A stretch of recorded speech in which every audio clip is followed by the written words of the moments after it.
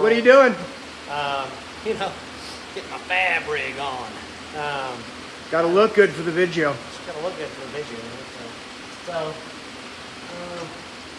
gonna get my hood out here. All right, so we've in a little short we did earlier, we got the oil pan prepped, drilled us a hole, got the oil drain bung in.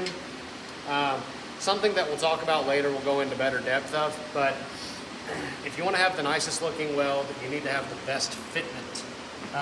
This bung, this little section right here is 3/4 of an inch exactly. I used a 3/4 inch drill bit, and this thing is just a slip fit. You heard it snap. There's no wiggle in it. It fits perfect. So, and we've got a pretty deep ridge here that we got to fill. And but, this is for a turbo what? This is for a BMW M3. It's a E46 M3, big turbo.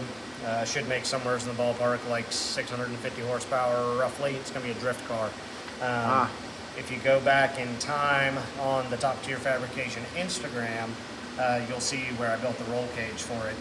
This was pre-YouTube, but you know, car's been moving along. Customer's got it at his house. He's building the engine, and now it's time to get his turbo fitted. So we got to get this little plug in here for him.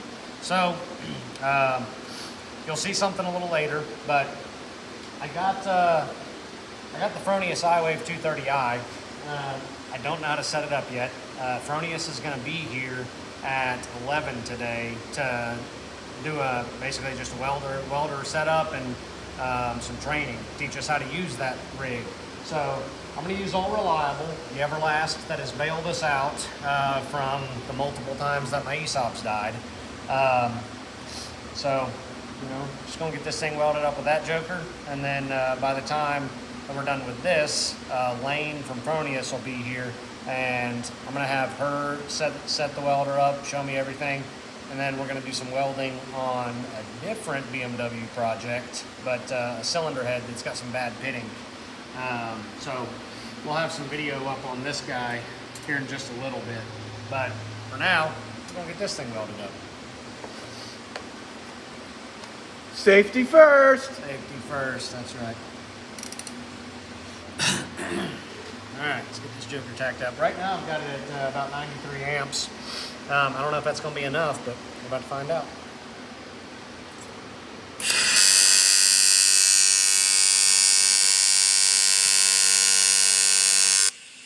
It's not. We're not coming anywhere near. We'll bump this up to the More power. More power, baby. I'm making about 120 something, 120 on the nuts. Let's see what we got.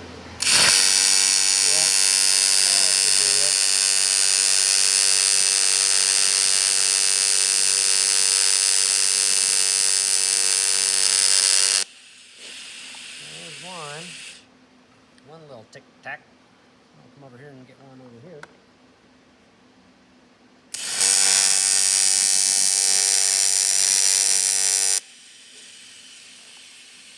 Okay. All right, got me 2 little tacks. Get this thing welded.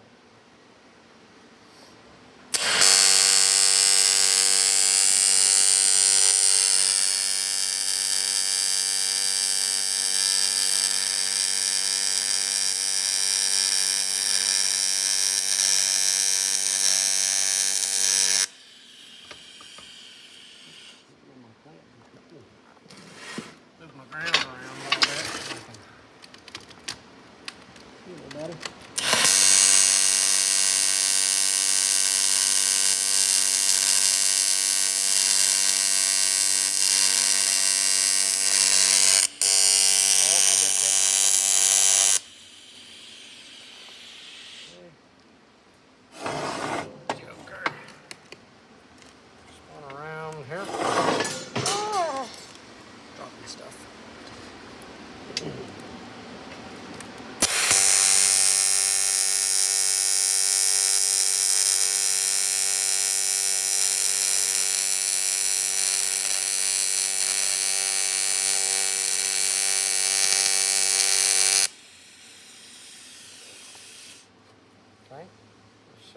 Oh, you did the actual weld there.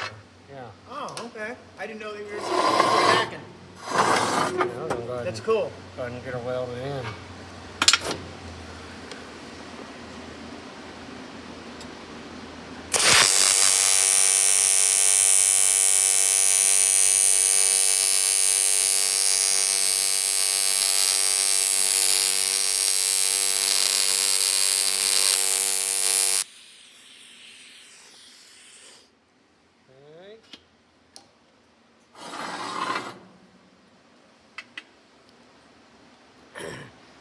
If somebody had, excuse me, sorry, throat's messed up. Still trying to get over a little sinus congestion. But if any of y'all are trying to do this at home and like you watch a bunch of videos and people, you know, be like, listen, man, you need to sit there in just one position and weld all around something.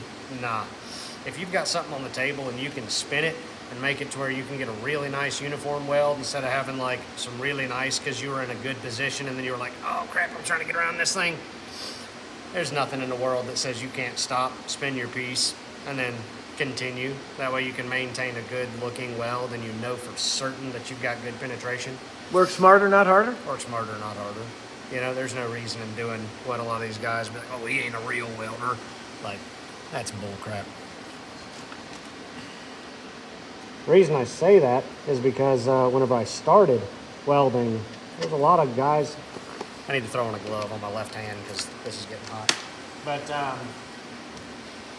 whenever I first started, there was a lot of guys who, you know, were like that. I was watching on videos, trying to learn how to weld.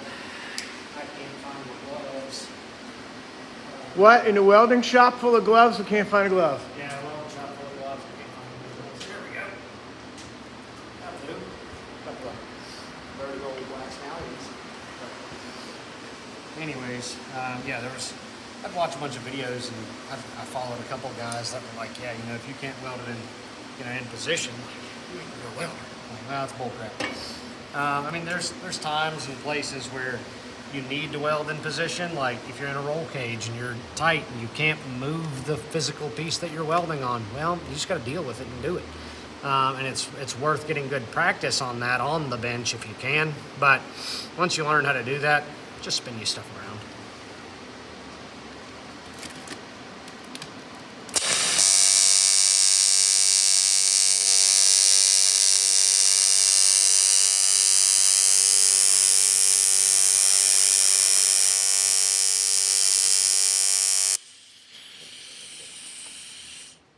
Quite funky.